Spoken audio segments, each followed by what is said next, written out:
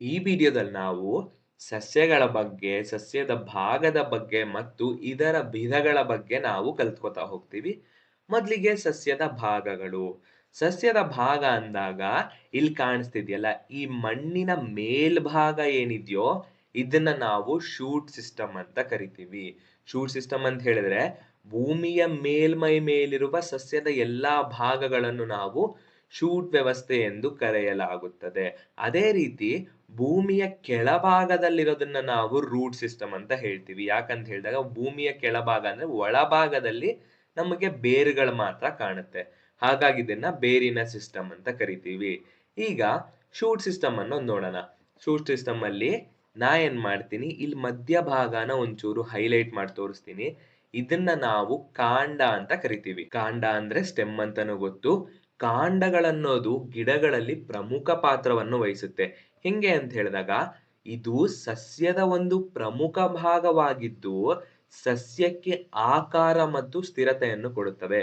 ನೋಡ್ಬೋದು, ಕೆಲವೊಂದು ಗಿಡಗಳೆಲ್ಲ ಬೆಂಡಾಗಿದ್ರೆ ಬೆಂಡಾಗೇ ಇರುತ್ತೆ. ಯಾವ ರೀತಿ ಕಾಂಡಗಳು ಬೆಳಿತಾ ಹೋಗುತ್ತೋ ಗಿಡ ಅಥವಾ ಮರ ಅದೇ ರೀತಿ ಬೆಳಿತಾ ಹೋಗುತ್ತೆ. ಮತ್ತೆ ಕಾಂಡ ಅನ್ನೋದು ಒಂದು ಸಪೋರ್ಟ್ ಸಿಸ್ಟಮ್ ಆಗಿದ್ದು ಇದರಲ್ಲಿ ಎಲೆಗಳು, ಹೂವುಗಳು, ಹಣ್ಣುಗಳು ಇದನ್ನೆಲ್ಲ ಹಿಡಿದಿಟ್ಕೊಳ್ಳೋ ಅಂತ ಒಂದು ಶಕ್ತಿ ಇರುತ್ತೆ. ಮತ್ತೆ ಕಾಂಡದಲ್ಲಿರುವ ನಾಳದಂತ ರಚನೆಗಳ ಮೂಲಕ, ಅಂದ್ರೆ ಕಾಂಡದೊಳಗೆ ಒಂದು ಪೈಪ್ ತರ ಸ್ಟ್ರಕ್ಚರ್ ಇರುತ್ತೆ. ಇದರ ಮೂಲಕ ಗಿಡಗಳಿಗೆ ಆಹಾರ, ನೀರು ಮತ್ತು ಪೋಷಕಾಂಶಗಳ ಸಾಗಣೆ ನಡೆಯುತ್ತೆ. ಮತ್ತೆ ಇದು ಪೋಷಕಾಂಶಗಳನ್ನು ಸಹ ಸ್ಟೋರ್ ಮಾಡುತ್ತೆ. ಇದು ಕಾಂಡದ ವಿಶೇಷತೆ. ನೆಕ್ಸ್ಟ್ ಎಲೆಗಳಿಗೆ ಬಂದಾಗ ನೋಡಿ, ಇಲ್ಲಿ ಎಲೆಗಳನ್ನೆಲ್ಲ ಹೈಲೈಟ್ ಮಾಡಿದೀನಿ. ಎಲೆಗಳು ಹೆಂಗಿರುತ್ತೆ? ಮೊದ್ಲಿಗೆ ಹಸಿರು ಬಣ್ಣದಲ್ಲಿ ಇರ್ತವೆ. ಮತ್ತೆ ಎಲೆಯನ್ನು ನಾವು ನೋಡ್ಬೋದು, ದಪ್ಪ ದಪ್ಪ ಎಲೆ ಬರಲ್ಲ, ಚಪ್ಪಟೆ ಮತ್ತು ತೆಳುವಾದ ಆಕಾರದಲ್ಲಿ ಎಲೆಗಳನ್ನ ನಾವು ನೋಡ್ಬೋದು. ಇನ್ನೊಂದು ವಿಶೇಷತೆ ಏನಂತ ಹೇಳಿದ್ರೆ ದ್ಯುತಿ ಸಂಶ್ಲೇಷಣೆಯ ಮೂಲಕ ಸಸ್ಯಕ್ಕೆ ಆಹಾರವನ್ನು ಸಿದ್ಧಪಡಿಸುತ್ತದೆ. ಅಂದ್ರೆ ಫೋಟೋಸಿಂಥಸಿಸ್ ಅಂತ ಒಂದು ಪ್ರೊಸೆಸ್ ಇರುತ್ತೆ. ಅದರ ಮೂಲಕ ಗಿಡಗಳಿಗೆ ಆಹಾರ ಅನ್ನೋದು ಎಲೆ ಕೊಡುತ್ತೆ.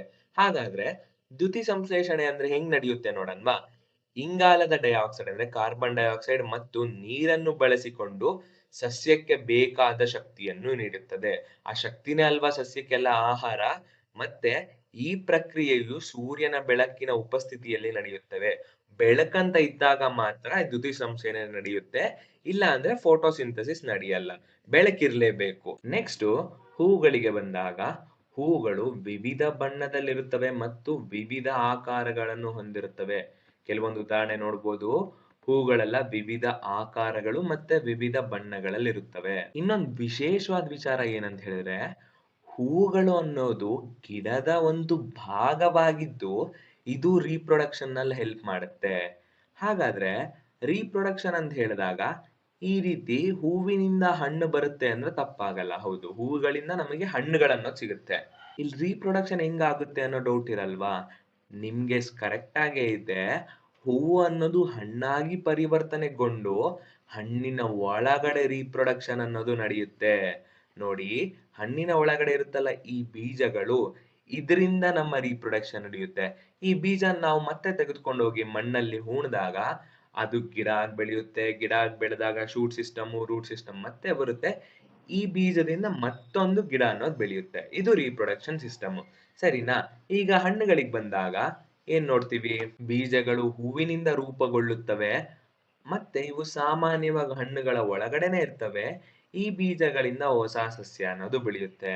ಇದು ಹಣ್ಣುಗಳ ಒಂದು ವಿಶೇಷತೆ. ನೆಕ್ಸ್ಟ್ ರೂಟ್ ಸಿಸ್ಟಮ್ ಬರೋಣ. ಇಲ್ಲಿ ನೋಡಿ, ರೂಟ್ ಸಿಸ್ಟಮ್ ಅಂತ ಹೇಳಿದ ತಕ್ಷಣ ಮಣ್ಣಿನ ಒಳಭಾಗ. ಇದರಿಂದ ಏನ್ ತಿಳ್ಕೊತೀವಿ ಅಂತ ಒಂದು ಡೌಟ್ ಬರಲ್ವಾ? ಸಸ್ಯಕ್ಕೆ ಒಂದು ಬೆಂಬಲ ಅಂದ್ರೆ ಒಂದು ಸಪೋರ್ಟ್ ನೀಡುತ್ತೆ. ಈ ಸಪೋರ್ಟು ಬೇರುಗಳಲ್ಲಿಲ್ಲ ಅಂದ್ರೆ ಸಸ್ಯ ಅನ್ನೋದು ಬೆಳೆಯಕ್ಕಾಗಲ್ಲ. ಹಾಗಾದ್ರೆ ನಿಮಗೊಂದು ಪ್ರಶ್ನೆ ಮಾಡ್ಲಾ ನಾನು? ಬೇರು ಮಣ್ಣಿನಿಂದ ಆಹಾರವನ್ನು ಹೀರಿಕೊಳ್ಳುತ್ತಾ ಅಂತ ನಾನು ನಿಮ್ಗೆ ಕೇಳ್ತೀನಿ.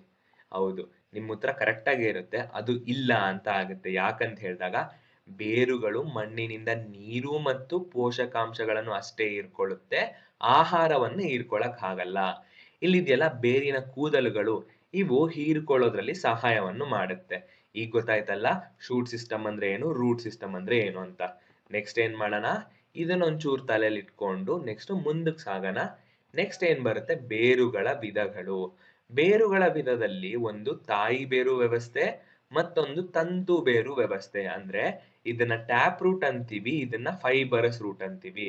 ತಾಯಿ ಬೇರು ವ್ಯವಸ್ಥೆನಲ್ಲಿ ಏನು ಸಿಗುತ್ತೆ ಅಂದ್ರೆ ಇದು ಆಹಾರ ಮತ್ತು ನೀರನ್ನು ಸಂಗ್ರಹಿಸುತ್ತೆ, ಮತ್ತೆ ಲಂಬವಾಗಿ ಮಾತ್ರ ಬೆಳೆಯುತ್ತೆ, ಇದು ಉದ್ದವಾಗಿ ಮಾತ್ರ ಬೆಳೆಯುತ್ತೆ. ಉದಾಹರಣೆಗೆ ಯಾವ ಮರಗಳಿರುತ್ತೆ ಅಂದ್ರೆ ಇದರಲ್ಲಿ ಕ್ಯಾರೆಟ್, ಬೀಟ್ರೂಟ್, ಮಾವು ಇಂತಹ ಹಣ್ಣುಗಳ ಮರಗಳನ್ನ ನೋಡಿದ್ರೆ ಇದು ತಾಯಿ ಬೇರು ವ್ಯವಸ್ಥೆಯನ್ನು ಒಳಗೊಂಡಿರುತ್ತವೆ.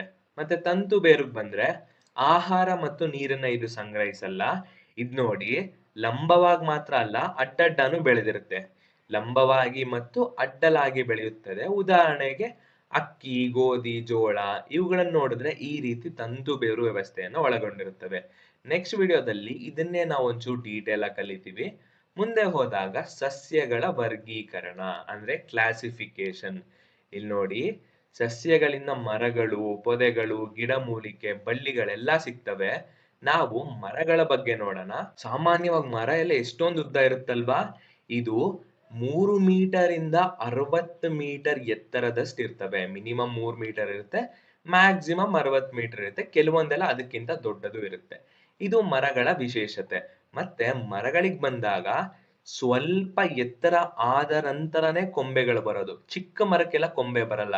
ಇದೊಂದಷ್ಟು ಎತ್ತರ ಆದ್ಮೇಲೆನೆ ಕೊಂಬೆಗಳನ್ನೋದು ಪ್ರಾರಂಭ ಆಗುತ್ತೆ.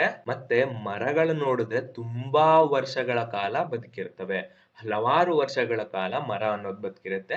ಮರಗಳಲ್ಲಿ ನಾವು ಹಣ್ಣುಗಳನ್ನ ನೋಡ್ತೀವಿ, ಹಣ್ಣುಗಳನ್ನ ಕಿತ್ಕೊಂತೀವಿ, ಯೂಶಲಿ ಆಟ ಆಡ್ತೀವಲ್ವಾ, ರಂಬೆ ಕೊಂಬೆ ಎಲ್ಲ ಎಷ್ಟು ಗಟ್ಟಿ ಇರುತ್ತೆ ಅಂತ ನಮ್ಗೆ ಇಲ್ಲೇ ಗೊತ್ತಾಗುತ್ತೆ. ಉದಾಹರಣೆ ಅಂದ್ರೆ ಮಾವಿನ ಮರ, ಬೇವಿನ ಮರ ಇವೆಲ್ಲ ನಾವು ನೋಡಿರ್ತೀವಿ. ನೆಕ್ಸ್ಟ್ ಪೊದೆಗಳು. ಇದನ್ನು ಸಹ ನಾವು ಸಾಮಾನ್ಯವಾಗಿ ನೋಡಿರ್ತೀವಿ. ಇಲ್ಲಿ ನೋಡಿ, ಫೋಟೋಲೇ ಗೊತ್ತಾಗುತ್ತೆ. ಇದು ತುಂಬಾ ಎತ್ತರ ಅನ್ನೋದಿರಲ್ಲ, ಇದು ಚಿಕ್ಕದಾಗಿರುತ್ತೆ. ಮಿನಿಮಮ್ 2 ರಿಂದ 3 ಮೀಟರ್ ಎತ್ತರ ಅಷ್ಟೇ ಇರುತ್ತೆ.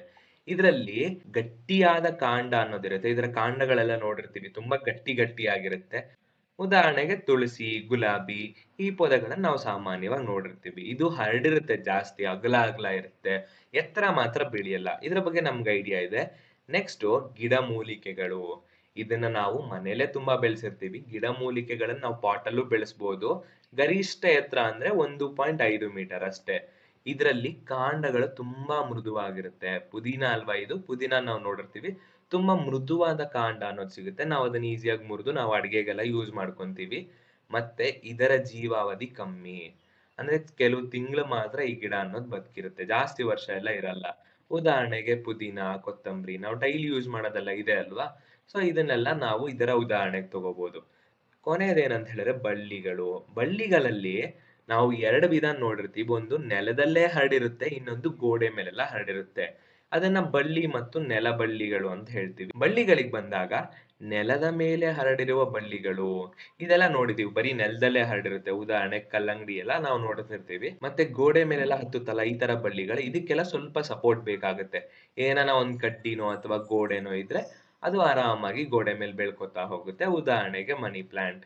ಈಗ ಗೊತ್ತಾಯ್ತಲ್ಲ, ಸಸ್ಯಗಳು ಅಂದ್ರೆ ನಾವು ಸಾಮಾನ್ಯವಾಗಿ ತಿಳಿಯುವಷ್ಟಲ್ಲ, ಇದ್ರಲ್ಲಿ ಎಷ್ಟು ವಿಧ ಇರುತ್ತೆ, ಎಷ್ಟು ವಿಶೇಷತೆ ಇರುತ್ತೆ ಅಂತ. ಇದನ್ನ ನಾವು ಮುಂದಿನ ಕ್ಲಾಸ್ಗಳಲ್ಲಿ ಉಪಯೋಗಿಸ್ತಾ ಹೋಗ್ಬೇಕು.